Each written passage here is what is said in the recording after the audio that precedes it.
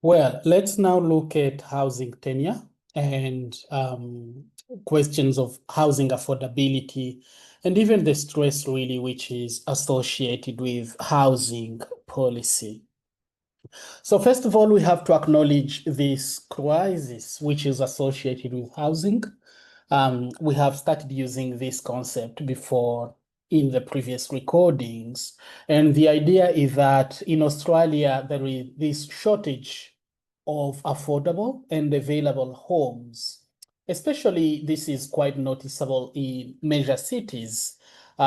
This is partly due to the rising cost of houses, which makes it really hard for many people to buy their own home, but also an increasing rates of homelessness, especially in major cities like, Sydney, Brisbane, and, other major cities you can imagine in Australia.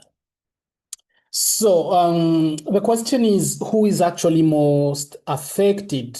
And we can also think here of renters, first-time buyers, families, and even, key workers sometimes really struggle to find suitable housing, even when they have worked tirelessly to make some money to buy their own homes. So again, we really have to acknowledge how this crisis, the housing crisis, affects cost of living, social well-being, economic growth, and all other aspects of life. And just to really give you an idea, you can see on this slide how housing or home prices have been increasing over the last few years. Just over the last few decades, you can see actually prices of housing in Sydney rising from 800K to something above 1,400,000 Australian dollars. Just to really give you an idea on what we are talking about when we speak about the crisis. If the price of a normal, residential property goes on to doubling actually in every decade, that's already a crisis, and we might want to think of who's being affected by this phenomenon. So this makes the question of housing tenure such a difficult question to really engage with. This again also entails how, financial arrangements under which someone has the right to live in a space and which in a sense might determine whether they will have access to a house or a home or not at all and end up just in homelessness. So housing tenure in itself refers to the financial arrangements under which, someone has the right to live in a particular dwelling or a particular space. And if they can't, then it might mean maybe they are renting or actually they are in a situation of homelessness. So there are several types of housing tenure in Australia. One of them is home ownership, where people either own their own home outright or are paying it off through a mortgage. The next one is private rental, where people pay rent to live in a property owned by a private landlord. And the next one is public or social housing, including public housing provided by government agencies and community housing provided by non-government agencies at below market rates. And the last one actually is homelessness. Homelessness related accommodations, for example, even homelessness, in this context can be understood as another form of tenure. And we can think here of a situation where somebody has to stay in crisis accommodation and part of their Centrelink benefit goes toward the cost of a room for maybe several weeks or several months in a crisis room. That actually could in itself mean a form of tenure since they are paying for the right to occupy that space in that specific time frame.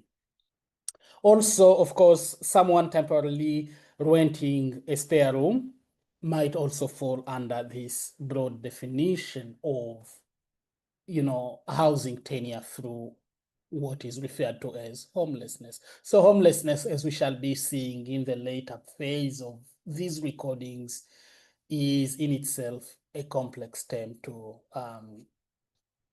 define. So we can also think of housing and the housing crisis actually as something which exists on a continuum. And on this continuum, we see, two key factors. One is, market-based housing, which includes private rental and home ownerships.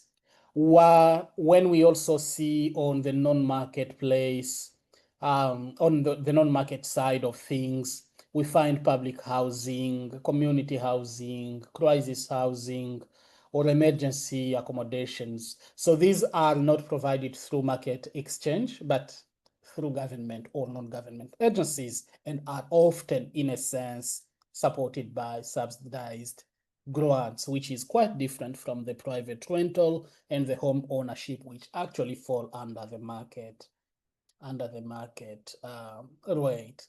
And again, as you'll consider when we start looking at homelessness, you'll see that it is very common that people move from this way of non-market to this other way of market-based housing. And at times also people, and in many cases, actually people move from this way and go backward to this side of the non-market, maybe because they have become unemployed here, so they can no longer afford to buy or to pay rent. And then the only option out there is maybe to go back in a community housing or a public housing, depending on many factors, of course, or other factors such as people were living maybe in a private rental, and maybe because of domestic violence, they have to go into a crisis housing for a while and so on and so forth. So it's not such a linear way of looking at housing, actually. There are many different sorts of arrangements which we might want to consider when looking at this phenomenon. Now, let's look briefly at some data and explore some changes over time. We have already seen how housing crisis has explained actually the rise of the cost of housing in Australia.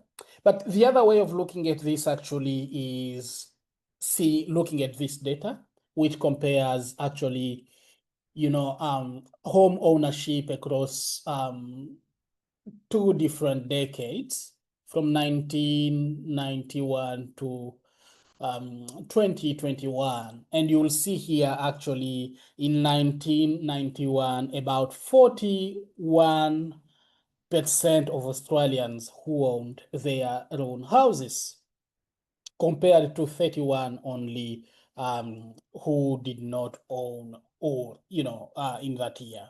But then when you compare it to, owned with a mortgage, people who owned with a mortgage, you see again 27%, 27.5% of people who owned their mortgage in 1991 against 35% of people who owned a mortgage in that year. In a different year, sorry, I mean in 2021. Whereas for rentals, the data tells us that, less people rented housing, and there are now, after 2021, more people actually who are shifting to renting a home. So what this data is really telling us just is that, really giving us a brief overview of private renting, which is kind of becoming really a longer term tenure option for a growing share of low and moderate income households in Australia.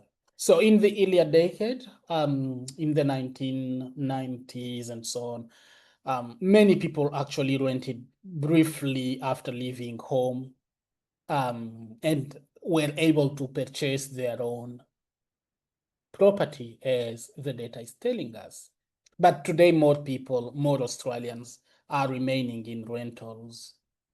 um, in the rental market for much longer, and sometimes indefinitely, as this is the only option they can afford. So again, this is just giving us an idea into what it looks like, the housing industry in Australia currently. So factors influencing housing tenure are many different factors, but we might want to consider private rental becoming a long-term tenure for a growing proportion of low and moderate income household. And what actually this means, many different factors again explain this. Some of them include migration and mobility. Renters often move more frequently due to expiring lease or unstable rental conditions, but also the impact of short-term rentals and people staying in Airbnb and those kinds of developments, which we see now developing, and even, some very cheap hotels, which people prefer to stay in for, some days before they can find their own homes. The other factor is housing affordability pressures, which just speaks to the rising housing prices and stagnant wage growth, which make ownership increasingly unattainable for many people. And this kind of really pushes many people into long-term renting rather than owning their own homes. Again, all these factors really directly link to the increasing housing stress and homelessness among lower income groups, as we shall be seeing later in the next few recordings.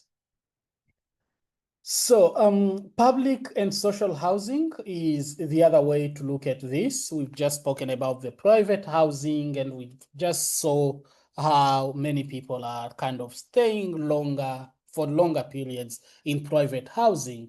Now, let's look at public and social housing in more details, of course. Social housing is an umbrella term for short, medium, and long-term housing support, which is offered to people who need assistance.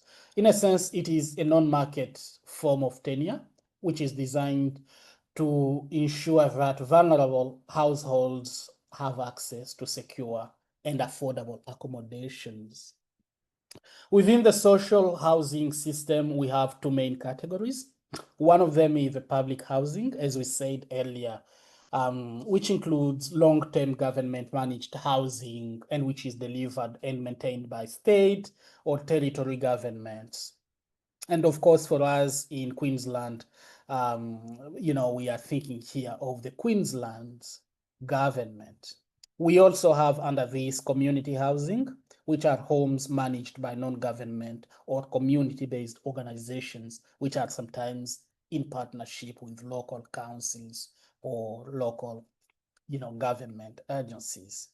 And again, eligibility to all of these for social housing in particular is assessed based on income, based on assets, based on a range of social and personal factors. And these may include health conditions, risks of homelessness, disability, for example, might be another factor here, experiences of domestic violence and unemployment. So all these conditions of vulnerability might play out here for people to be eligible for public housing. And in many cases, this public housing might be to some extent subsidized so that people get to access them on an affordable way.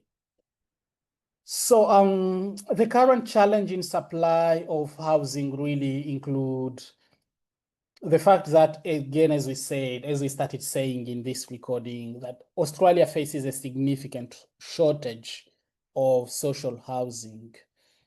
There are so many people on the waiting list in many cases, and typically 2 to 3 years in many areas. People have to wait 2 to 3 years before they can get an accessible public housing when they need it. And at national level, there are different figures you might want to consider. Figures we are considering now from the Australian Bureau of Statistics, suggesting that Australia currently has about or over 350,000 social housing dwelling, and there is an unmet demand for at least 200,000 additional homes. And projections indicate that by 2037, Australia will need around 547,000 additional social housing units to meet future demands. And this is quite, above, international or other OECD countries' conditions. In a sense, Australia ranks really low in the proportion of social housing available relative to population needs when compared to other nations or other OECD nations. So, yeah, and this shortfall has major implications, of course, for housing affordability, homelessness prevention, and broader social inclusions. Thank you and see you in the next recording.